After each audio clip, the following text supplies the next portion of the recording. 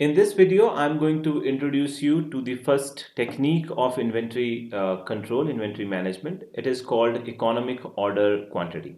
As the name suggests, the word economic refers to being economical, being more efficient monetarily in managing your inventory. The order quantity refers to number of units that should be ordered in one go. So we are essentially talking about inventory procurement. Let me put it in the bigger context.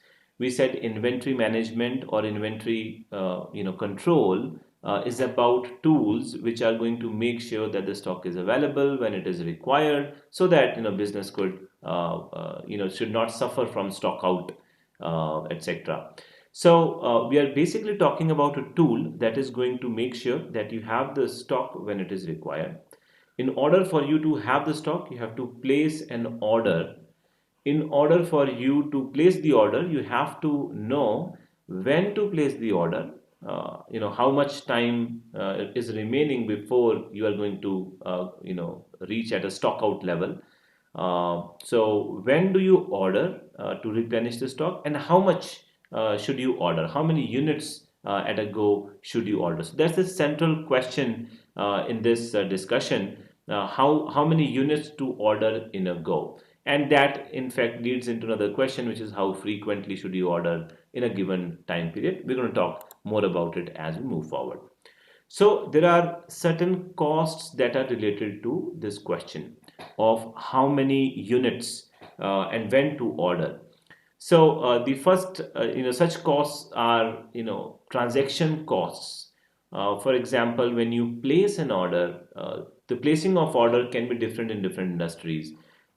In more complicated, more heavy machinery industries, manufacturing industries, it could involve visiting the manufacturer's or the supplier's site to inspect an item, for example. And the travel cost of the person who goes there, the inspection team, that could also involve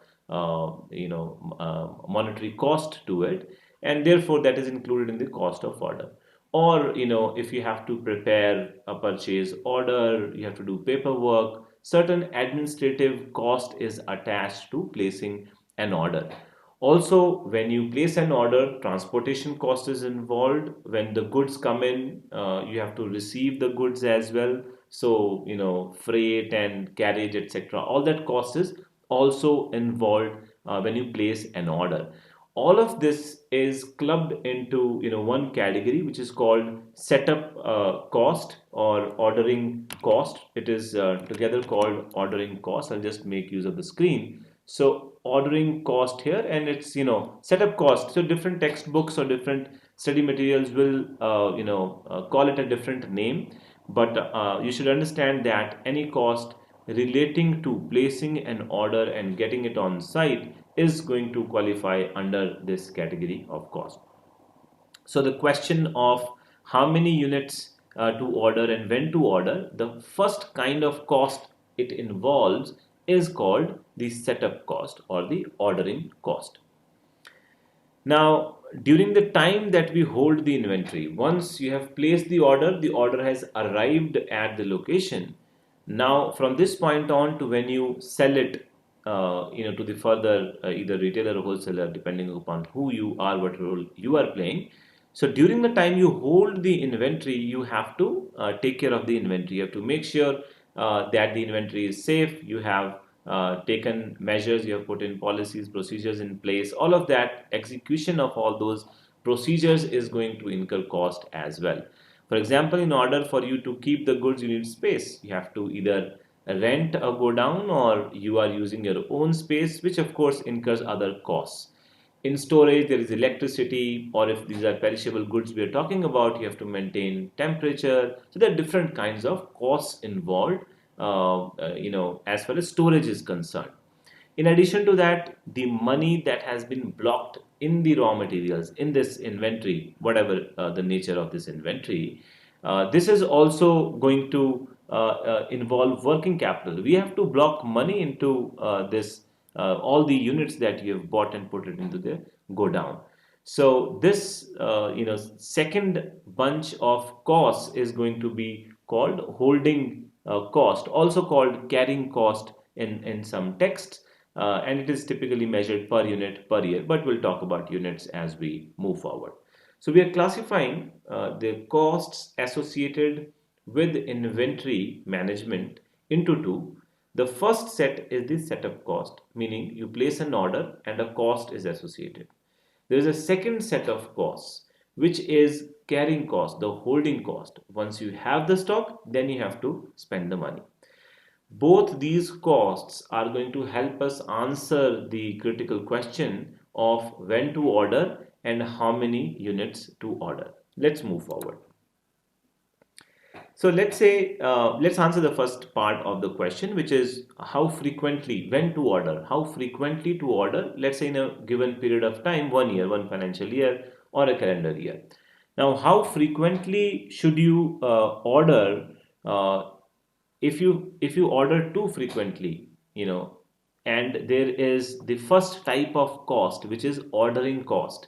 Ordering cost means you place an order and you incur the cost. When you place an order, every time you order, you have to send an inspection team, for example. Every time you place an order, you have to send this team of 3 people who are going to spend money on travel, stay, etc., and other costs, of course, as well. Therefore, the higher the number of orders in a year, more is the setup cost or the ordering cost in this case. Uh, but uh, but if you place orders very frequently, that means you are maintaining that stock with you for a shorter period of time, or possibly you are maintaining a lower level of stock because you are able to place order frequently. Therefore, you do not need to worry about maintaining large amount of stock. So if you order very frequently, you may have to incur more cost. However, the carrying cost may be lower. Now, there is a trade-off between the two types of costs. The ordering cost is going to go up as you place more orders. However, the carrying cost, the holding cost is going to be smaller if you order very frequently, interpreting or assuming that if you order too frequently, you're maintaining lower levels of stock, and hence less money is blocked in the stock.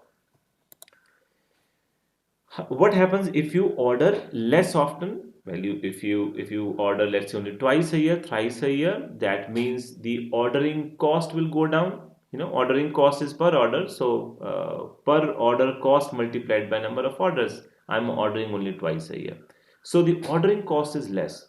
However, at one go I will have to place a large order so that I do not suffer from stock out. So I have to maintain that level of stock with me, and when I have to maintain a large level of stock with me, I have to spend on holding cost. I have to block more money in the stock which is being maintained, and also subsequently the storage, the insurance, other expenses that I have to spend on making sure the stock is safe, that also goes up. So it turns out that these two costs are inversely, I wouldn't say inversely related, but they move in opposite direction depending upon the frequency of the order and the size of the order. Okay, so here is an illustration of the same. So say for example, this is the level of the stock that you order at a go, and on the x-axis you have time. So as you move further in time, you keep on selling the stock, or whatever is the next stage if you are a manufacturer or retailer, based upon that. But let's say you order the stock is with you now, then you use the stock in the sales, and then you are at this level, which means that stock is out. However, before you are here, you place an order somewhere here at this point in time, and then you get the stock by this point in time when the previous stock is exhausted, and so on. So during a given time period, you are placing 1, 2, 3, 4, 5, 6, and 7 orders, for example. So here the order, whatever is the ordering cost, you are going to be spending 7 times of that. And now on the screen you see another pattern which says you order only once, twice, thrice, and 4 times in the given period. Although the chart is not complete, this is going to be like this. But here you place order for more number of units, so you are blocking more money. However, the number of times you place an order is going to be less because you are ordering higher stock value, stock number of units in the stock at a given point in time. So this is how these two types of costs are going to move. We'll deep dive into each types of cost as well, but before we go there, understand the arithmetics, the algebra behind this. So we're talking about annual cost of ordering. Let's take a one period of time, let's say 1 year. Within that, what is going to be the cost of ordering? Obviously, it is going to be a multiplication, a product of a number of orders multiplied by ordering cost per order. Now, number of order is going to be calculated using this equation here, this expression, annual demand divided by the quantity per order, obviously multiplied by the ordering cost per order. So this is the same thing, although worded differently, but this is the per order cost. Now annual demand is represented by D, and this is going to be divided by Q, and Q is the order size. So Q is the quantity per order, size of the order. So D by Q is going to give us number of orders, and multiply this by the ordering cost, which is given by O. This is one expression. This is the relationship between the total annual cost of ordering and the quantity that you order. As you order more units per order, your ordering cost is going to come down. As the denominator goes up, the end result of this equation is going to be lower and lower. So if you want to reduce the ordering cost, you increase the quantity per order. Let's look at holding cost, H. Holding cost is average inventory. What is the amount of stock that is available with you on average during the year? Multiply that by holding cost. And holding cost is again an estimation typically given as a percentage of the stock value that you have. It involves everything from the cost of working capital blocked, the opportunity cost of the working capital blocked, meaning the amount that is blocked in the stock. If you would have deposited that in the bank, what interest would you have earned? So the earnings that have been foregone, and so on, whatever other costs are involved, but we are not deep diving into that right now. So holding cost multiplied by the average inventory. So what is average inventory? The average inventory is order quantity divided by 2 because at a given point in time, if you remember the previous graph, I'll just try to go there. Here, so during a given period of time, you are holding maximum this inventory and minimum this inventory, and this maximum inventory is actually the order size that we have, which is Q. This is the order that we place at one go, and the minimum is 0. So Q plus 0 over 2 gives us the average stock that we maintain at any point in time, and using this we have arrived at this expression of Q by 2. This gives me the average stock that I maintain with me in the business throughout the year. Multiplied this by H, which is the holding cost, some estimation which can be, calculating that is another discussion. So this is how you get to annual cost of holding.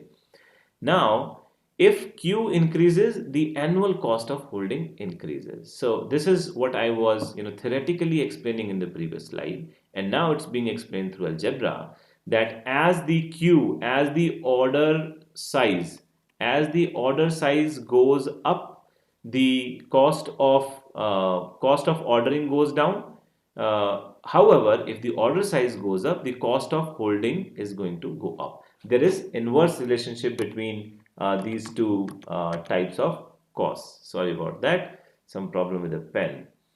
So the total cost, of course, is made up of these two types of two expressions within the same equation. So one is the cost of ordering, the other one is the cost of holding. And Q is present in both the expressions, and as Q moves to either direction, one of the expression goes up, the other one goes down. So given that relationship, we are looking at minimizing the total cost.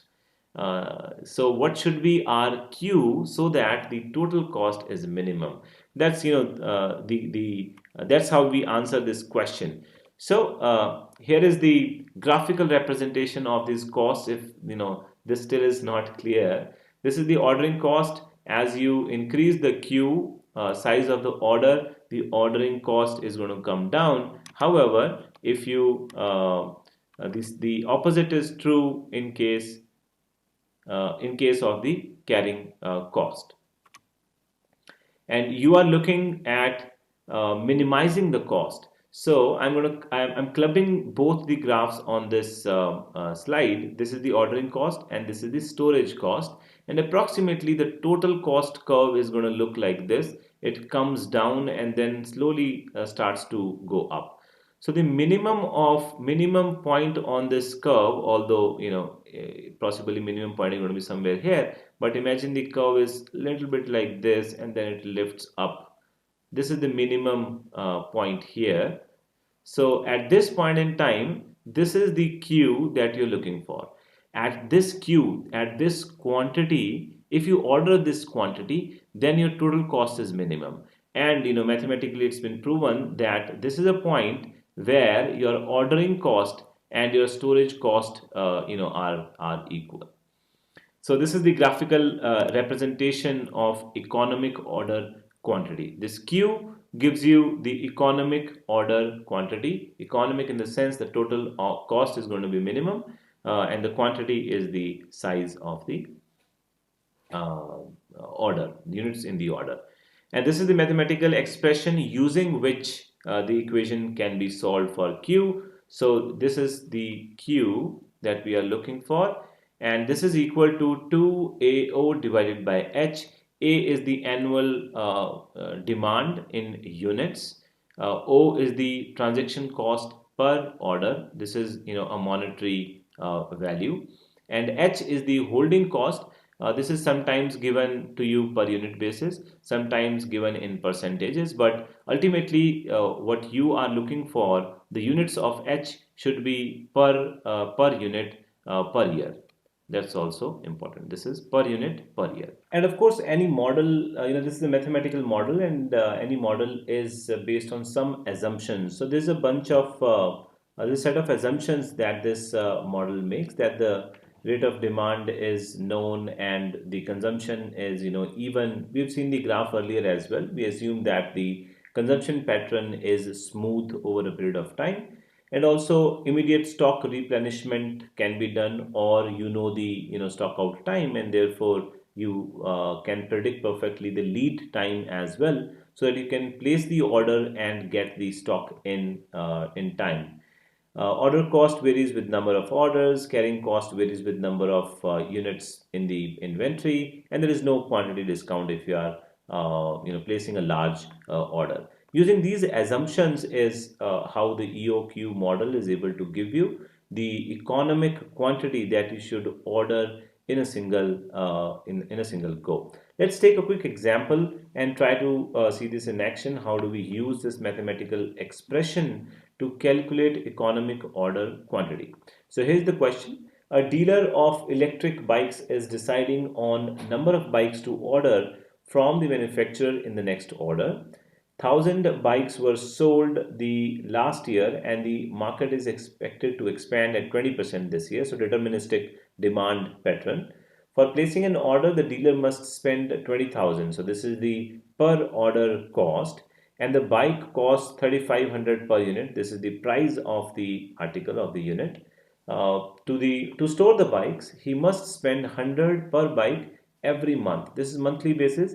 We know that we have to get per unit annual cost of storing, and this can be multiplied by 12 easily, and we can arrive at the annual holding cost or the carrying cost per unit. This includes cost of blocked capital, store rent, insurance, taxes, etc.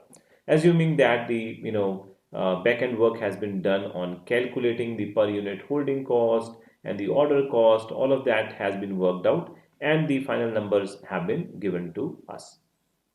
So what we need for economic order quantity is the annual demand, the ordering cost, and the holding cost. These three components are required. Therefore, we have the annual demand 1000 multiplied by 1.12. This is the expansion in the market this year. So, total 1200 units are expected to be sold. Ordering cost is 20,000 per order. This is to be taken as it is. And the holding cost is 100 per bike every month multiplied by 12 gives you 1200. Now, all you have to do is just use this formula of 2 multiplied by annual demand multiplied by ordering cost divided by the holding cost. So, we use these numbers and we get to an economic order quantity of 200. So, at one go, the dealer should place an order for 200 bikes. 200 bikes at one go means that he will place 6 orders in the year. So you could do those calculations as well to calculate uh, uh, the annual cost of carrying this stock as well. Just to do a robustness check on this, we could do the following. We could say that at 200 bikes per order, which is the economic order quantity, what is the ordering cost and what is the holding cost? And we know from the graph that we saw earlier that ordering cost and holding cost should be equal. They should be same at the economic order quantity, and that's what we have here. The ordering cost is 1,20,000 and holding cost is the same. The way I calculate these two is as follows. So 1200 is the annual demand. So 1200 divided by 200 is the EOQ. So I have 6 orders during the year multiplied by per order cost of 20,000 gives me 1,20,000 as my annual ordering cost. For holding cost, I have 200 divided by 2. Now 200 is my EOQ, the ordering quantity. I'm dividing this by 2 because I want to figure out what is the average number of bikes that I hold during the year. And as discussed earlier, the average stock is equal to opening stock plus closing stock divided by 2. The opening stock that we have is the maximum order that you place at a given point in time. Just for quick reference, I can run back to the figure where we saw this here. Here. So the maximum quantity that we have with us throughout the year, at any point throughout the year, maximum amount available to us is the Q, the economic order quantity, that the order that you place, and the minimum is 0, and that's when you quickly get the next set of stock coming in. So Q plus 0 by 2 gives you the average stock during the year, and hence we use this number here on this slide. 200 by 2 multiplied by 1200, and 1200 is coming from here. The holding cost 100 per bike every month multiplied by 12 months gives you 1200 per bike per annum. So annual holding cost multiplied by the average number of bikes that we hold. So this tells us that the ordering cost and holding cost are equal, and as we saw graphically, this should be the economic order size, economic order quantity, and the total cost is 240,000 on this economic order quantity. Now let's do another check. Let's increase the economic order quantity just to check. Now, if we were to order 200 bikes in a go, then what is going to be the ordering cost? So all I'm doing here is I'm replacing this 200 with 210.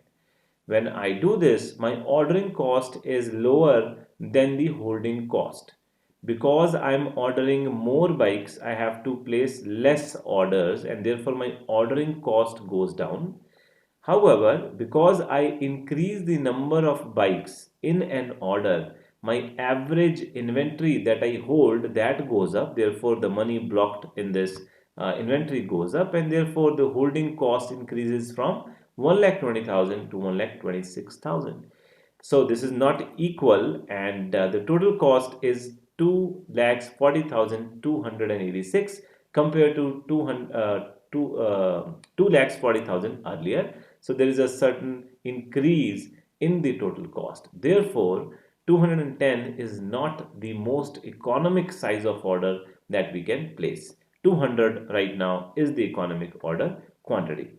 Now let's say if we were to reduce the economic order quantity to 190, then what happens?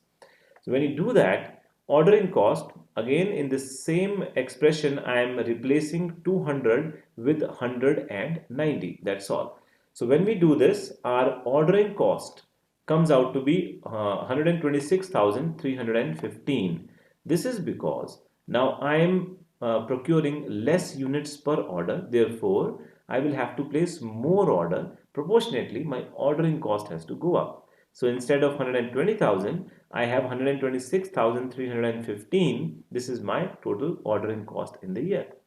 The holding cost, however, has to come down because I am maintaining on average 190 by 2. That is the average inventory that I maintain. Multiply this by 1200 and I have 114,000 as my annual holding cost.